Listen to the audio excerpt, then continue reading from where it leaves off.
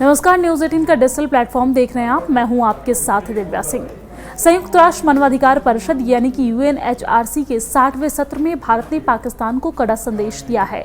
भारतीय प्रतिनिधि सतीश त्यागी ने कहा है कि पाकिस्तान को आतंकवादियों को शरण देने में और अपने ही नागरिकों पर बमबारी करने के बजाय अर्थव्यवस्था सुधारने पर ध्यान देना चाहिए। उन्होंने POK से अवैध कब्जा छोड़ने की बात कही है। आपको जानकारी दे दें कि भारत ने संयुक्त राष्ट्र मानवाधिकार परिषद यानी कि UNHRC के 60वें नियमित सत्र में पाकिस्तान को कड़ा संदेश देते हुए यहां पर कड़े शब्दों में घेरा है। भारत के स्थायी मिशन में काउंसलर सतीश त्यागी ने पाकिस्तान पर आरोप लगाया कि वो बार बार आतंकियों को पनाह देता है और अपने ही नागरिकों पर बमबारी करता है। त्यागी ने कहा है कि पाकिस्तान को निराधार और भड़काऊ बयानों से मंच का दुरुपयोग बंद करना चाहिए और इसके बजाय अपने आर्थिक संकट और मानवाधिकार रिकॉर्ड सुधारने पर ध्यान देना चाहिए। उन्होंने कहा कि अगर पाकिस्तान आतंकवादियों को पनाह देने और लोगों पर हमले करने से फुर्सत पाए तो देश की हालत सुधार सकती है।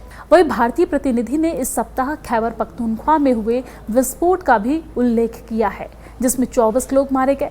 उन्होंने कहा कि ये घटना दिखाती है कि पाकिस्तान में आतंकवाद किस हद तक फैला हुआ है और आम नागरिक इस तरह के आतंकवाद के शिकार हो रहे हैं। सतीश त्यागी ने जम्मू कश्मीर का मुद्दा भी उठाया और पाकिस्तान से कहा है कि वो वहां से अपना अवैध कब्जा छोड़े। उन्होंने स्पष्ट किया है कि जम्मू कश्मीर भारत का अभिन्न हिस्सा है और रहेगा। वहीं भारत ने हाल ही में तिराह घाटी से पाकिस्तानी सेना द्वारा अपने ही नागरिकों पर हवाई हमले करने के आरोपों का हवाला भी दिया। पाकिस्तान ने यहां पर पाकिस्तान के इंसाफ पार्टी और साथ ही साथ स्थानीय निवासियों ने दावा किया है कि सेना ने जेट विमानों से बम गिराए। हालांकि पाक प्रशासन ने इसे खारिज करते हुए कहा है कि ये विस्फोट बम बनाने में इस्तेमाल होने वाले पदार्थ से हुआ है। दरअसल अमेरिका के न्यूयॉर्क में संयुक्त राष्ट्र महासभा का अधिवेशन चल रहा है। दुनिया के तमाम देशों के राष्ट्र अध्यक्ष इसमें शिरकत कर रहे हैं। भारत ने PM शहबाज की झूठ को दुनिया के सामने बेनकाब कर दिया है।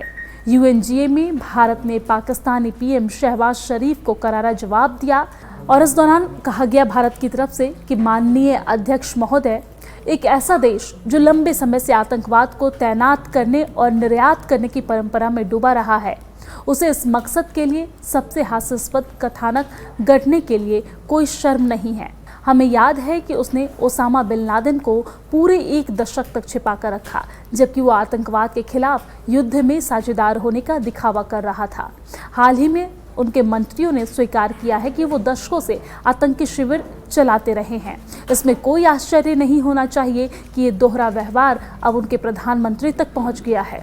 एक तस्वीर जो 1000 शब्द कहती है और हमने बहावलपुर और मुरीद के स्थित आतंकी ठिकानों से मारे गए आतंकियों की तस्वीरें भी देखी, जिन्हें भारतीय सुरक्षा बलों ने ऑपरेशन सिंदूर में समाप्त किया।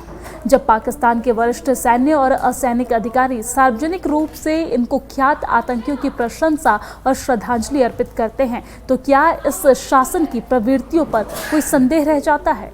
वहीं पाकिस्तान के प्रधानमंत्री ने भारत के साथ हालिया संघर्ष की एक अजीब व्याख्यान यहां पर प्रस्तुत की।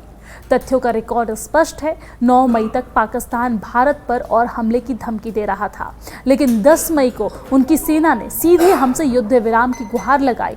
इसके बीच की घटना ये थी कि भारतीय बलों ने पाकिस्तान के कई वायुसेना ठिकानों को नष्ट कर दिया। उस विनाश की तस्वीरें सार्वजनिक रूप से उपलब्ध है। यदि ध्वस्त रनवे और जले हुए हैंगर किसी विजयी की तस्वीर लगते हैं, जैसा कि प्रधानमंत्री ने दावा किया, तो पाकिस्तान उसे अपनी जीत मानकर खुश हो सकता है। सच्चाई ये है कि अतीत की तरह इस बार भी पाकिस्तान भारत में निर्दोष नागरिकों पर आतंकी हमले के लिए जिम्मेदार है। हमने अपने नागरिकों की रक्षा का अधिकार प्रयोग किया और इसके आयोजकों तथा अपराधियों को न्याय के कटघरे में खड़ा किया है। पाकिस्तान के प्रधानमंत्री ने भारत से शांति की इच्छा जताई। यदि वो वास्तव में ईमानदार है तो मार्ग स्पष्ट है। पाकिस्तान को तुरंत सभी आतंकी शिविर बंद करने होंगे और भारत में वंचित आतंकियों को हमारे हवाले करना होगा। ये भी विडंबना है कि जो देश नफरत, कट्टरता और यहाँ पर तमाम तरह की आतंकवादी घटनाओं को फैला रहा है, वही इस महासभा को धर्म के मुद्दे पर उपदेश दे रहा है। पाकिस्तान का राजनीति और जन विमर्श उसकी असली मानसिकता को दर्शाता है। उन्हें शीशे में अपनी शक्ल देखने का समय बहुत पहले ही आ जाना चाहिए था। आगे कहा, भारत की तरफ से आगे कहा गया है कि भारत और पाकिस्तान के बीच लंबे सहमति और लंबे समय से है कि किसी भी लंबित मुद्दे का समाधान द्विपक्षीय रूप से होगा और इस संदर्भ में किसी तीसरे पक्ष की कोई भूमिका नहीं है। यह हमारा दीर्घकालीन राष्ट्रीय दृष्टिकोण है। जहां तक आतंकवाद का सवाल है, हम ये स्पष्ट कर रहे हैं कि आतंकियों और उनके प्रायोजकों में कोई भेदभाव नहीं किया जाएगा। दोनों को जवाबदेह ठहराया जाएगा और हम परमाणु धमकियों के आड़ में आतंकवाद को कभी नहीं पनपने देंगे। भारत कभी ऐसे खतरों के आगे नहीं झुकेगा। भारत का दुनिया के लिए साफ संदेश है, आतंकवाद के लिए जीरो टॉलरेंस होनी चाहिए। वही आपको जानकारी दे दें कि पाकिस्तान के प्रधानमंत्री शहबाज शरीफ के बयान पर जम्मू कश्मीर के पूर्व डीजीपी एसपी वैद ने कहा है कि अगर कोई एक देश झूठ बोलने के लिए नोबेल पुरस्कार का हकदार है तो वो पाकिस्तान है, चाहे वो शहबाज शरीफ हो या फिर धोखाधड़ी करने वाले मार्शल असीम मुनीर। उन्हें अमेरिकी राष्ट्रपति डोनाल्ड ट्रंप से पहले नोबेल पुरस्कार मिलना चाहिए। शहबाज शरीफ को मेरा जवाब ये है कि पहले आप खैबर पख्तूनख्वा और बलूचिस्तान के लोगों पर अत्याचार बंद करें। और क्या कहा इस दौरान उन्होंने, आप सुनिए। पहले अपने कंट्री की जो लोगों पर टायरनी हो रही है उसको दूर कर ले पाकिस्तान। अभी आप तो बम गिरा रहे हो खैबर पख्तूनख्वा और बलूचिस्तान में, वो उसका पहले जवाब दे दीजिए अपने लोगों को और अपनी दुनिया को। कश्मीरियों का फिक्र बाद में करना। और नंबर 2, आप जो कह रहे हो कि हम सिविलियन को टारगेट नहीं करते हैं, भारत जो है वो इसका पॉलिटिकल एडवांटेज कर रहा है। मैं शहबाज शरीफ साहब को बताना चाहता हूं कि भारत में भी हर एक ने देखा और पूरी दुनिया ने देखा कि 7 मई को हमने टेरर कैंप उड़ाए थे। एक भी सिविलियन कैजुअल्टी है तो दिखाओ उसका सबूत। और अटैक आपने सिविलियंस पर किया, वो पूरी दुनिया ने देखा और भारत के सभी लोगों ने देखा। वो तो झूठ का अगर पुलंदा है वो पाकिस्तान है।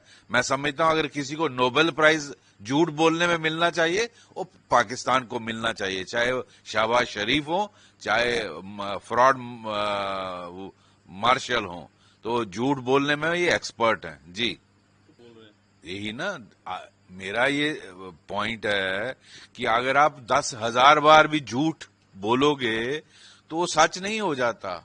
आप के भेजे हुए टेररिस्ट ने यहां धर्म पूछ के, पेंटे उतरवा के, उनका धर्म पूछ के उनको टारगेट किया, तो दुनिया को दिखाते हो कुछ और। आपका असली चेहरा सब जानते हैं। आप कब तक जितना मर्जी झूठ बोल लो, 10,000 बार बोल चुके हो, 1,00,000 बार और बोलो, आपका झूठ सच नहीं हो जाएगा। तो दुनिया ने पाकिस्तान का चेहरा देखा हुआ है। असल में आप टेरर स्टेट हो और आप ये सारा कुछ चलाते हो। इन लोगों पर हमला, हमारे सीडीएस का स्टेटमेंट आपने सुना कि हमने रात के 12-1 बजे अटैक इसलिए किया ताकि सिविलियन कैजुअल्टीज ना हो और हमने टेरर कैंप्स को टारगेट किया। ये है भारत की पॉलिसी, ये है भारत की आर्म्ड फोर्सेस। और आपने क्या किया, उसके रिस्पांस में सिविलियन पर हमला किया। हम सब ने देखा, आपने, मैंने, सब ने देखा, आपने शहरों पर हमला किया। तो उसका जवाब जब भारत ने दिया तो आपके जो एयरफील्ड्स थी वो उड़ाई, 11 जो भी नंबर था, आपके जहाजों को उड़ाया।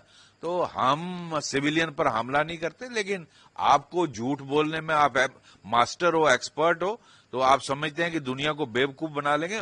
दुनिया बेवकूफ इतनी नहीं है आज के जमाने में, इंटरनेट के जमाने में, सोशल मीडिया के जमाने में। जी, उल्टा चोर कोतवाल को डांटे। शहबाज शरीफ, झूठ जितना बोलोगे आपके कर्म आपके सामने आएंगे।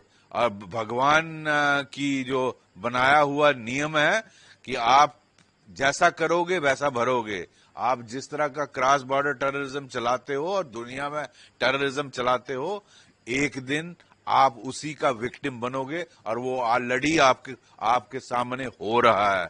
आज टीटीपी और बीएलए आपको उसी तरह से मार रहा है जो आपने सब दुनिया के साथ और भारत के साथ किया।